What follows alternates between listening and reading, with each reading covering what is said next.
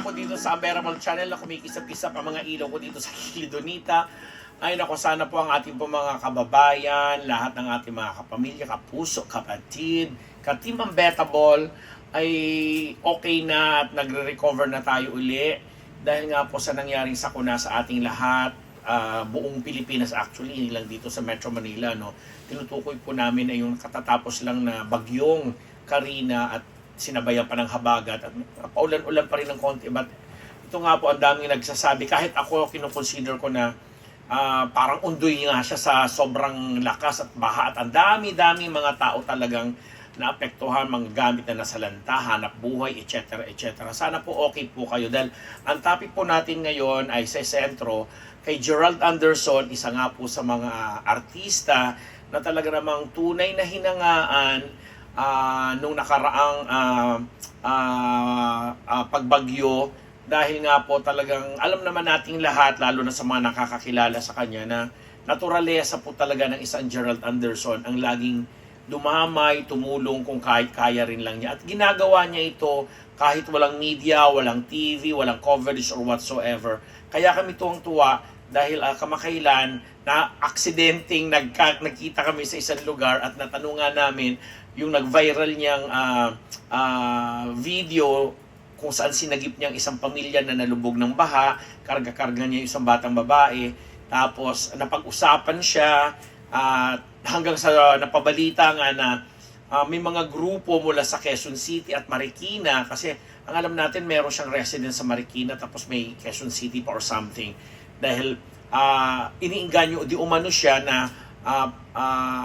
alam mo yon sa tinatawag nating election by 2025, sana daw ay mabigyan niya ang sarili niya ng pagkakataon na maging bahagi rin ng political exercises by being a candidate. But nung tinanong ko yung kay Jet, sabi ko, Jet, gano'n ko totoo yung naglabas sa mga chika? O syempre, una, binati muna natin dahil alam naman natin na talagang, sabi nga natin nung una, naturalesa niya yung pagiging matulungin at maaasahan mo talaga siya more than anybody else na talaga namang may kapangyarihan na matatawag pagdating sa pagtulong at may kakayahan din na makatulong sa kapwa. Pero si Gerald, kusa niyang ginawa yon at hindi siya umaasa ng kung anumang kapalit.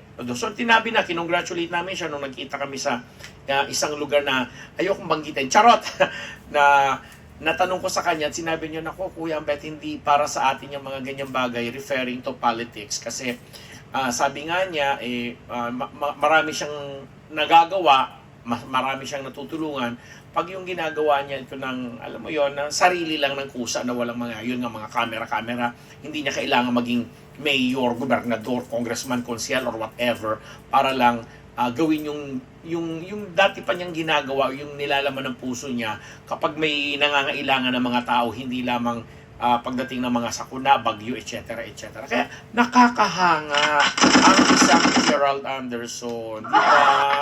Napakanatin niya. Kasi ilan lang talaga. Sabi ko nga sa kanya nung nagchikahan kami ng sandali, sabi ko, alam mo, tinalbogan mo pa yung mga yung mga, with all due respect, magpapasintabi ako dun sa mga ka-industriya po natin na nasa showbiz din, na nasa politika rin. Sabi ko, tinalbugan mo pa in fairness, kasi ikaw talagang mas nakita ng tao ang iyong sinseridad, mas nakita nila at naramdaman nila yung pagtulong mo na alam mo yun na hindi kailangan pang kinukunan ng camera, pina-flash pa dyan sa kung saan sa mga social media, etc. Dahil alam namin, lalo ako na nakasama ko rin siya ng medyo matagal sa Kapamilya Network, at nakita ko talaga na subaybayan ko yung karera niya, at masasabi ko na yung ginagawa niyang ganun is kusang loob talaga. Kahit kami kahit nga sa Faces and Curves kung saan kapamilya ko din po siya, lagi niyang binibigyan ng pagpapahalaga yung oras ng mga ibang tao. Oras pa lang yung pinag-uusapan natin doon. Pag nangako siya, ginagawa niya. Sinisikap niyang tapusin. Kaya hindi na ako talaga nagulat dahil hindi lang naman yun ang unang pagkakataon na marami siyang na ginawa niya yung pagtulong. Mag-echo yata ang microphone ko doon. Na ginawa niya yung pagtulong at anong tawag doon? Yung simpleng mga gesture na kung saan hinahanap niya ang kakayahan ng iba ring tao para alam mo yung tinatawag nating bayanihan, etc. etc. So ang saya lang. Tapos yun na, pagpapatunay na hindi niya kailangan ng posisyon, hindi niya kailangan maging isang politiko, enough na yung isa siyang celebrity na kusa na gumagawa ng mga ganun. Kaya nga 'di ba sabi natin may mga sa industriya po namin sa na pag-uusapan kasi ang counterpart niya naman nung araw na mahilig sa ganyan at talagang lumalabas, talagang nakikipag sa mga tao ay si Angel Locsin. Kaya marami rin nakamiss kay Angel Locsin nung mga time na may mga sakuna, may mga pagba. Kasi isa rin po si Angel na talagang genuinely ginagawa po ang ganung pagtulong sa mga kababayan po natin. Kaya ang sarap lang sa feeling. Kaya nga sabi ko, ang dami-dami na rin mga artistang politiko, ang dami-dami na rin mga artista mga nagpa-reserve bilang mga nasa military, na alam naman natin na ang mga military ay pagdating sa mga ganyang sakuna, mga ganyang kalamidad, ay isa sa mga nangunguna ng nagre-rescue, nagbibigay tulong, naghahatid ng ayuda, etc. etc. Pero iilan lang ang mga nakita natin na talagang ginawa nila yung kanilang mga tungkulin or yung kanilang mga pangako na nandiyan na yan sina Dingdong Dantes, nakita ko yan, pati yung asawa niyang si Marian Rivera, nasaksihan natin. At ang nakakatuwa pa dito, may mga sponsors sila na bitbit na nagkusa na rin na magkaloob or magbigay regalo dito sa mga nasalanta ng pagbaha at pagbagyo. Na nakakatuwa kasi 'di ba, yung power nila bilang mga celebrities at yung mga endorsement na ini-endorso nila sa mga tao ay nagkusa na rin na gamitin in a very very positive way na makapaghatid tulong. Tapos andiyan din yung mag-asawang Sara Geronimo at si Mateo Godicelli. Na alam naman natin si Mateo, aktibong-aktibo rin siya bilang isang reserve officer. And ginawa nila yon kahit walang mga camera or whatsoever. Nabalitaan din natin, nandiyan si Ronnie Liang, si Dither Ocampo, at marami pang mga ibang, alam mo yon, tinalo pa nga yung sinasabi ko na mga politikong artista o artistang politiko, lalo na yung mga may matataas na katungkulan na talagang bilang hahanapin mo sa ganitong okasyon, sa ganitong pagkakataon.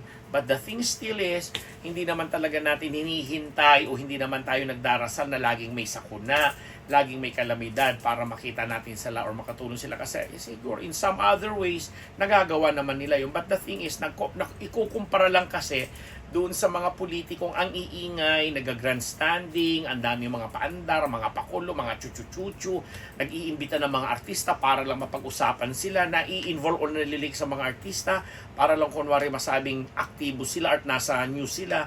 Pero pagdating doon sa pagtulong talaga, medyo mapapatanong ka ano ba talaga ang ginagawa nila. But then again, mga kapamilya, mga ka-Team Unbettable, hindi naman ibig sabihin na ay aasa na lang natin sa kanilang ating buhay, di ba? And then sabi ko nga doon sa isang vlog namin po, sinabi ko na tayo rin sisihin na rin natin ang ating mga sarili sa mga nakaraang sa sakuna na ito kasi malaking bahagi rin po na kung bakit nagkaroon ng mga pagbaha at talagang sobrang umapaw ang mga tubig pumasok sa ating mga kabahayan, nasira ang ating mga gamit at iba pang mga kabuhayan natin dahil na rin po siguro sa mga naging kultura at pag-uugali natin, particular nga po yung pagtatapon, pagsisegregate ng mga basura kasi at kitang-kita naman talaga natin sa mga naging balita, sa mga coverage na lumabas, kitang-kita natin na napakalaking porsyento ang mga nagkalat at mga iba't ibang klaseng basura, particular ang mga plastic, na syempre pa sino ang gumagamit, tayo rin po mga tao.